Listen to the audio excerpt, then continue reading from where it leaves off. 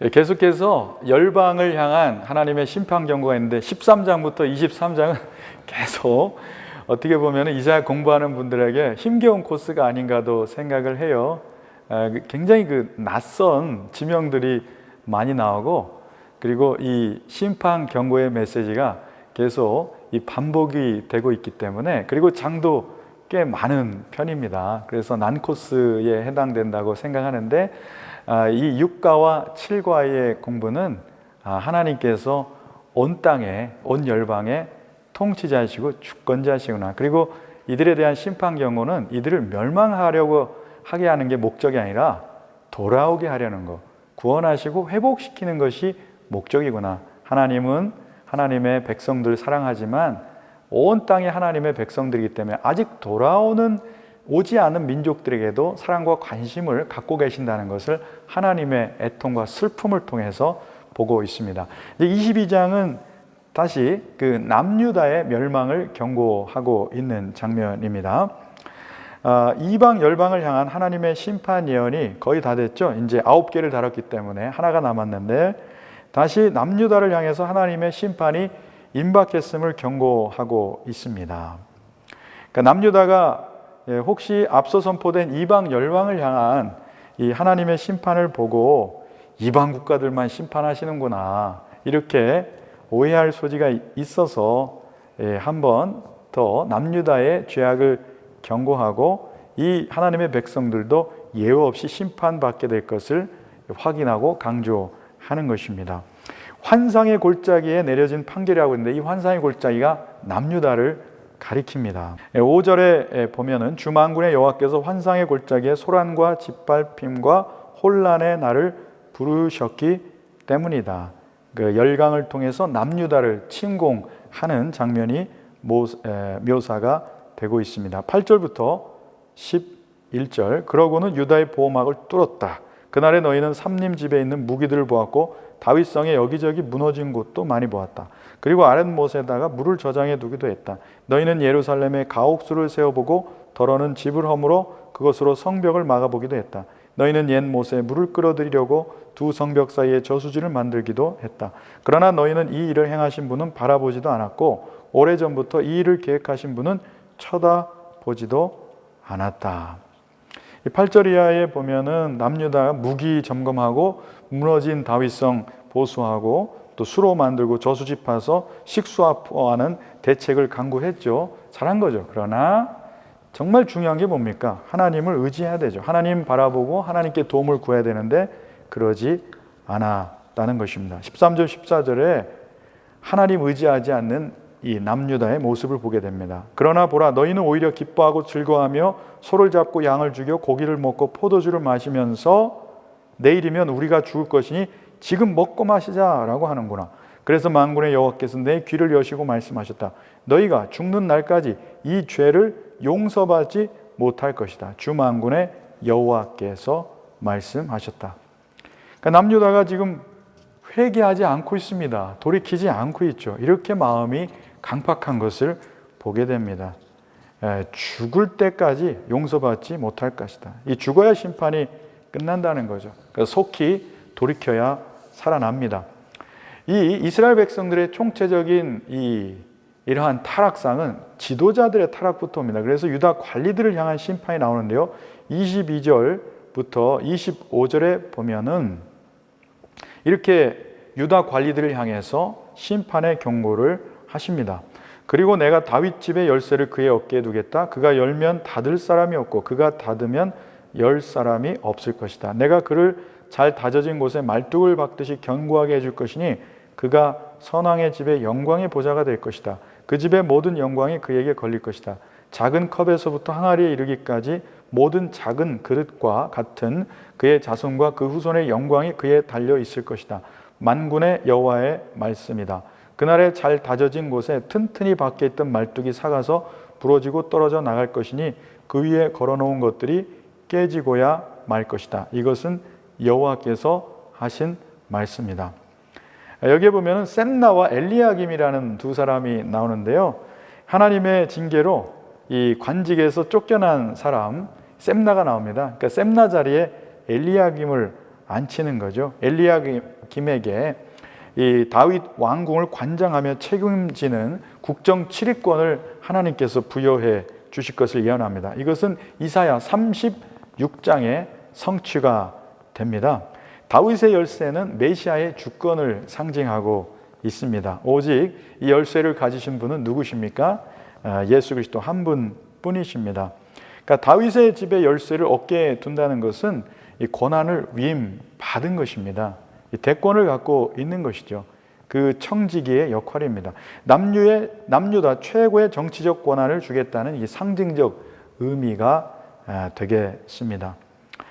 그런데 이 엘리야김도 나중에는 이 제대로 하지 못했나 봐요. 그래서 뭐라고 말씀하시냐면 그날에 잘 다져진 곳에 튼튼히 박혀있던 말뚝이 삭아서 부러지고 떨어져 나갈 것이니, 엘리야김의 가문도 결국 몰락하게 될 것을 경고하고 계십니다.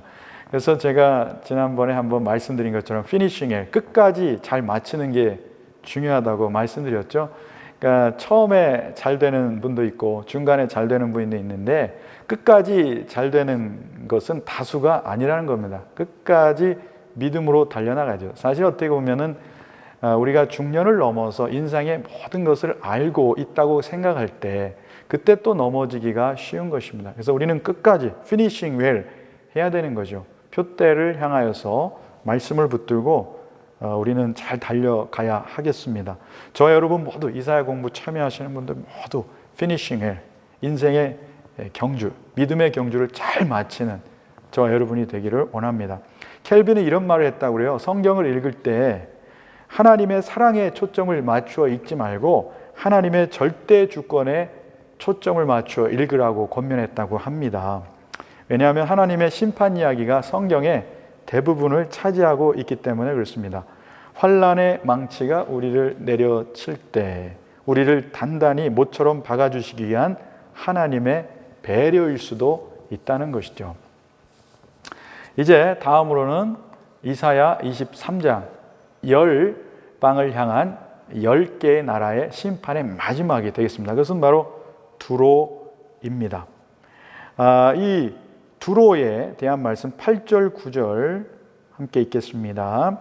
누가 두로를 향해 이 일을 계획했느냐? 왕관을 씌우던 나라였고 그 상인들은 귀족들이었고 그 무역상들은 세상에서 유명했던 그 두로가 아니었는가?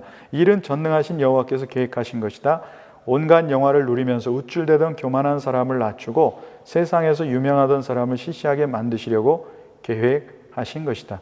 두로 심판은 누가 계획하셨냐면 바로 하나님이 하셨다는 겁니다. 8절 9절에 보면은 두로가 심판을 받는 이유가 어디에 있습니까? 역시 교만에 있었는데 왜 교만합니까? 두로는 이 상업으로서 굉장히 중요한 그런 아주 경제 활성화된 곳이었기 때문에 돈이 많았겠죠. 부유해야겠죠. 그러니까 이 교만한 것입니다. 하나님께서 이 교만을 낮추시려고 심판을 작정하셨다고 했습니다. 16절 보면은 뭐라고 말씀하십니까? 하프를 두고 성읍을 돌아다니라. 잊혀져 버린 창녀야. 하프를 멋지게 연주하며 노래를 많이 불러라. 그래야 사람들이 너를 기억해 줄 것이다. 그러니까 해상 무역으로 인해서 아주 잘 살게 된 이 두로의 멸망을 애가 형식으로 이제 서술했는데요. 창녀라고 표현하고 있습니다. 그러니까 하나님께서 왜 창녀라고 그랬습니까? 그러니까 하나님 없이 부만 축적돼서 그 부를 축적해서 매우 교만한 상태, 교만하고 또 부를 가져다 주는 우상을 숭배했겠죠. 그래서 음행했다. 그래서 창녀라고 비유하시는 겁니다. 그러니까 이 두로의 이러한 영적인 아주 타락상, 아주 겉으로는 부유하지만 실상은 가난한 자인 거죠. 믿음의 사람은 실제로 우리가 세상이 보기에는 소박할 수 있어요. 그러나 영적으로 매우 부유한 삶입니다. 그 영적인 부유함이 진짜 부유함이라는 겁니다. 오늘 말씀해 보면은 이제 두로가 벌어놓은 수익을 어떻게 사용하실 것인가? 18절에 보면 두로가 벌어놓은 수익은 여호와께 구별돼 바쳐져서 두로가 그것을 간직하거나 쌓아둘 수 없을 것이다. 그들이 벌어놓은 것은 여호와 앞에 사는 사람들이 배불리 먹을 음식과 우아하게 입을 옷을 사는데 쓰일 것이다. 들어가 본 엄청난 돈은 하나님의 백성들을 섬기는데, 공개하는데 사용하게 될 것이다. 그러니까 모든 열방들이 이 시온의 백성, 하나님의 선택한 백성들을 중심으로 섬기고 헌신하는 이런 모습을 또 보게 되는 것입니다. 이것은 두로가 하나님께 제물을 바친다는 것을 통해서 나중에 출바벨론하는 이스라엘 백성들을 경제적으로 도움을 준다는 그런 암시가 담겨 있는 것입니다. 오늘의 이 모든 말씀을 보면서 참 인생 의지하지 말고 또 우리의 인생의 소유 의지하지 말고 오직 하나님만 의지하는 그것이 바로 구원의 길임을 알게 되죠. 이 역사적으로 볼 때 두로는 주전 605년에 느부갓네살 바벨론 왕의 침공을 받고 주전 572년에 바벨론에 의해서 정복을 당하고요. 주전 333년에 알렉산더 대왕으로 인해서 완전히 멸망하게 되는 것이죠.